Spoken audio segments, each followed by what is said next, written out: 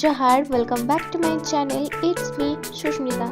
আজকের ব্লগে আমি তোমাদেরকে দেখাবো আমরা কিভাবে দীঘা গেলাম এবং দীঘাতে কি কি করলাম সবকিছু তোমাদেরকে দেখাবো।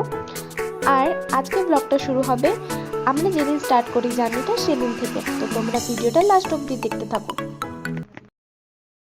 বাবুসোনার এখনো ঘুম ভাঙেনি, ওকে আমরা ওরকমভাবেই নিয়ে যাচ্ছি। এই তো টোটোতে ঘুম ভেঙে গেছে, ও বুঝতে পারছে না আমরা কোথায় যাচ্ছি। তো আমরা স্টেশনে পৌঁছে গেছি। আর সকালটা সত্যি খুব ভালো লাগছে স্টেশনের বাইরে, যেহেতু আমি কোনোদিন সেরকম সকালটা উপভোগ করিনি। আর আগের দিন রাত্রেবেলা আমরা খুব ভয় পেয়ে গেছিলাম যে যদি আমাদের ট্রিপটা ক্যান্সেল হয়ে যায়, কারণ প্রচুর পরিমাণে বৃষ্টি পড়ছিল। স্টেশনের এই সিঁড়িগুলো আমার উঠতে বড্ড কষ্ট লাগে। এক তো আমার পিঠে একটা ব্যাগ আছে আর ক্যামেরা ধরে আছি, বাট খুব ভালো লাগে। এখান থেকে পুরো স্টেশনটা খুব সুন্দর দেখায়।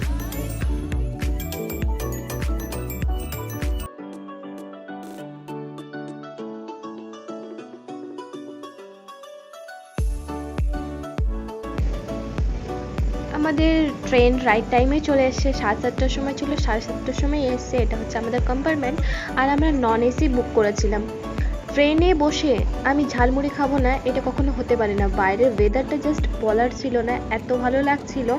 আমার মনে হচ্ছিল আমি ডায়েরিটা কেন নিয়ে এলাম না। এরপর আমরা মেদিনীপুর স্টেশনে নামলাম। এখান থেকে আমাদেরকে বাস ধরতে হবে। দেখি এখান থেকে বাস স্ট্যান্ড কত দূরে, কিসে যাব জানি না, সামনে যাওয়া যাক।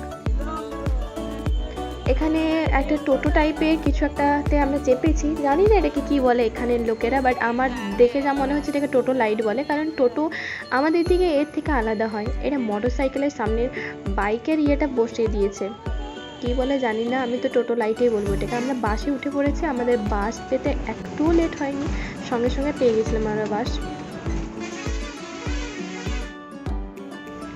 বাস ক্রমশ ফাঁকা হয়ে আসছে। এটা ওল্ড দীঘা, আমরা ওল্ড দীঘা ক্রস করে নিউ দীঘাতে যাব। এখান থেকে নিউ দীঘার ডিস্টেন্স খুব একটা নয়, 5 মিনিট ওরকম লাগে। তো নিউ দীঘাতে নেমে পরে আমরা রিক্সা টাইপের, ভ্যান টাইপের, রিক্সা নয় ভ্যান টাইপে করে আমাদের হোটেল যাব। এখান থেকে হোটেল একটু দূরে গেছে আমাদের। আমরা ফ্রেশ হয়ে এবার লাঞ্চ করব, তারপরে বিকেল দিকে একটু বিচ সাইডে ঘুরতে যাব। এই যে একটু রেস্ট নিয়ে পরে এখন আমরা বিচ সাইডে যাব। আমি, মা, দিদি, আমরা 4 জন আছি, আর মা, মানে টোটাল 5 জন, আর বাবুসোনা 6 জন।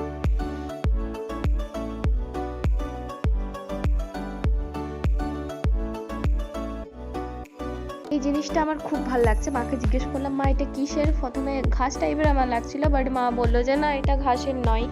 রোডটা কিন্তু অনেক সুন্দর, মানে সাইডে হোটেলগুলো আছে আর খুব সুন্দর দেখতে লাগছে।